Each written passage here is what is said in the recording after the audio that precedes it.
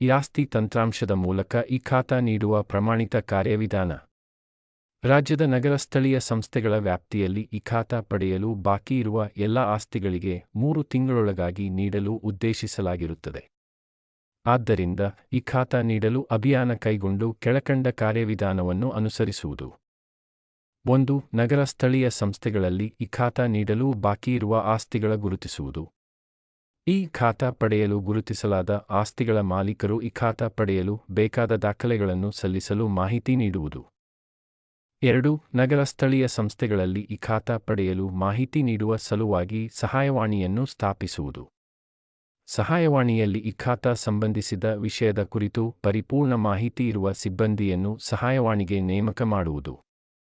ಸಹಾಯವಾಣಿಯ ಸಂಖ್ಯೆ ಮತ್ತು ವಾಟ್ಸ್ಆಪ್ ಸಂಖ್ಯೆಯನ್ನು ವ್ಯಾಪಕವಾಗಿ ಪ್ರಚುರಪಡಿಸುವುದು.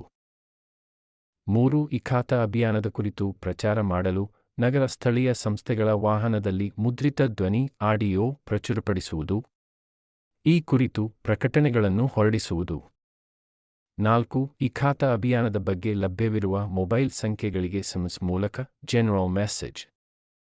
5. ಈ ಖಾತಾ ಪಡೆಯಲು ಅವಶ್ಯವಿರುವ ದಾಖಲೆಗಳ ಪಟ್ಟಿಯನ್ನು ನಗರ ಸ್ಥಳೀಯ ಸಂಸ್ಥೆಗಳಲ್ಲಿ ಪ್ರಚುರಪಡಿಸುವುದು.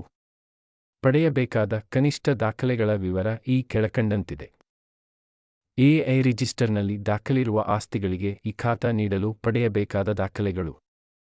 1. ಆಸ್ತಿಗೆ ಸಂಬಂಧಿಸಿದಂತೆ ಸ್ವತ್ತಿನ ಮಾಲೀಕತ್ವ ಸಾಬೀತುಪಡಿಸುವ ನೋಂದಾಯಿತ ಮಾರಾಟ ಪತ್ರಗಳು, ದಾನಪತ್ರ ವಿಭಾಗ ಪತ್ರಗಳು, ಸರ್ಕಾರ ಅಥವಾ ಸರ್ಕಾರದ ನಿಗಮ ಮಂಡಳಿಗಳಿಂದ ನೀಡಲಾದ ಹಕ್ಕು ಪತ್ರಗಳು, ಮಂಜೂರಾತಿ ಪತ್ರಗಳು, ಕಂದಾಯ ಇಲಾಖೆಯಿಂದ 94 ಕಿಚ್ ಅಡಿ ನೀಡಲಾದ ಹಕ್ಕು ಪತ್ರ. 2. ಸಕ್ಷಮ ಪ್ರಾಧಿಕಾರದಿಂದ ಅನುಮೋದನೆಯಾದ ದೃಢೀಕೃತ ಪ್ರತಿ ಮತ್ತು ನಿವೇಶನಗಳ ಬಿಡುಗಡೆ ಪತ್ರ. 3. ಪ್ರಸಕ್ತ ಸಾಲಿನವರೆಗೆ ಋಣಭಾರ ಪ್ರಮಾಣ ಪತ್ರ. 4. ಚಾಲ್ತಿ ಸಾಲಿನ ಆಸ್ತಿ ತೆರಿಗೆ ಪಾವತಿ ರಸೀದಿ. 5. ಮಾಲೀಕರ ಫೋಟೋ ಮತ್ತು ಸ್ವತ್ತಿನ ಫೋಟೋ. 6. ಮಾಲೀಕರ ಗುರುತಿನ ದಾಖಲೆ. ಬಿಎ ರಿಜಿಸ್ಟರ್ನಲ್ಲಿ ದಾಖಲಿಸಬೇಕಾದ ಆಸ್ತಿಗಳಿಗೆ ಈ ಖಾತಾ ನೀಡಲು ಪಡೆಯಬೇಕಾದ ದಾಖಲೆಗಳು. ಆಸ್ತಿಗೆ ಸಂಬಂಧಿಸಿದಂತೆ ಸ್ವತ್ತಿನ ಮಾಲೀಕತ್ವ ಸಾಬೀತುಪಡಿಸುವ 10/9/2024 ಪೂರ್ವದಲ್ಲಿ ನೋಂದಾಯಿತ ಪತ್ರಗಳು, ದಾನಪತ್ರ ವಿಭಾಗ ಪತ್ರಗಳು, ಹಕ್ಕು ಖುಲಾಸೆ ಪತ್ರಗಳು.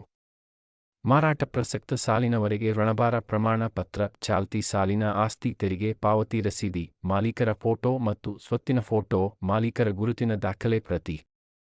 6. ದಿನಾಂಕ 1/8/2023ರಲ್ಲಿ ನಿರ್ದೇಶನಾಲಯದಿಂದ ಹೊರಡಿಸಲಾದ ಸುತ್ತೋಲೆಯಂತೆ ಈ ಖಾತಾ ಪಡೆಯಲು ಅರ್ಜಿ ಸ್ವೀಕೃತವಾದ 1 ದಿನದಲ್ಲಿ ಸಹಾಯವಾಣಿಯಲ್ಲಿ ದಾಖಲೆಗಳನ್ನು ಈ ಆಸ್ತಿ ತಂತ್ರಾಂಶದಲ್ಲಿ ಅಪ್ಲೋಡ್ ಮಾಡುವುದು.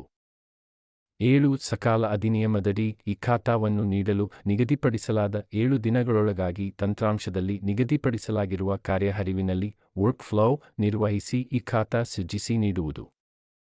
8. ಈ ಖಾತಾ ನಮೂನೆ 2 ಡಿವಿಷನ್ 3 ಹಾಗೂ 2A 3A ನೀಡಲು ನಗರ ಸ್ಥಳೀಯ ಸಂಸ್ಥೆಗಳಿಂದ ನಿಗದಿಪಡಿಸಲಾದ ಶುಲ್ಕವನ್ನು ಮಾತ್ರ ಪಡೆಯುವುದು. 9. ಮಹಾನಗರ ಪಾಲಿಕೆ ನಗರ ಸ್ಥಳೀಯ ಸಂಸ್ಥೆಗಳು ನಾಗರಿಕರ ಅನುಕೂಲಕ್ಕಾಗಿ ಈ ಆಸ್ತಿ ತಂತ್ರಾಂಶದಲ್ಲಿ ನಮೂನೆ 2 ಡಿವಿಷನ್ 3 ಸೃಜಿಸಿ ನಾಗರಿಕರಿಗೆ ಒದಗಿಸಲು ಮೇಳಗಳನ್ನು ಆಯೋಜಿಸುವುದು.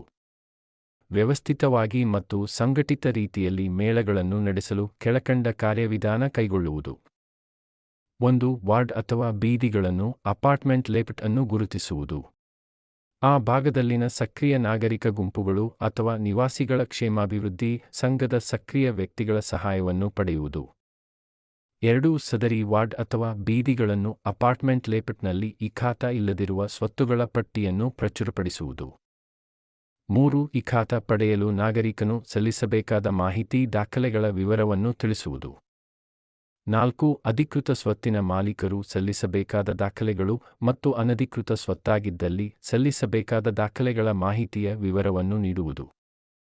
5. ಮೇಳದ ದಿನಾಂಕದಂದು ಸ್ಥಳದಲ್ಲಿ ಸಾಕಷ್ಟು ಸಂಖ್ಯೆಯ ಕಂಪ್ಯೂಟರ್ಗಳು, ಪ್ರಿಂಟರ್ಗಳು ಮತ್ತು ಇಂಟರ್ನೆಟ್ ವ್ಯವಸ್ಥೆ ಇರುವುದನ್ನು ಖಚಿತಪಡಿಸಿಕೊಳ್ಳುವುದು.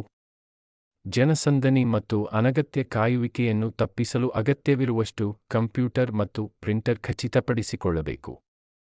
ಮುಖ್ಯ ಇಂಟರ್ನೆಟ್ ವಿಫಲವಾದಲ್ಲಿ ಬ್ಯಾಕಪ್ ಇಂಟರ್ನೆಟ್ ಸಂಪರ್ಕವನ್ನು ಹೊಂದಿರುವುದು. 6. ಮೂಲಭೂತ ಸೌಕರ್ಯಗಳೊಂದಿಗೆ ಸಾಕಷ್ಟು ಕುಳಿತುಕೊಳ್ಳುವ ಮತ್ತು ಕಾಯುವ ಸ್ಥಳವನ್ನು ಆಯೋಜಿಸುವುದು. ಆಗಮಿಸುವ ನಾಗರಿಕರಿಗೆ ಟೋಕನ್ಗಳನ್ನು ನೀಡುವುದು.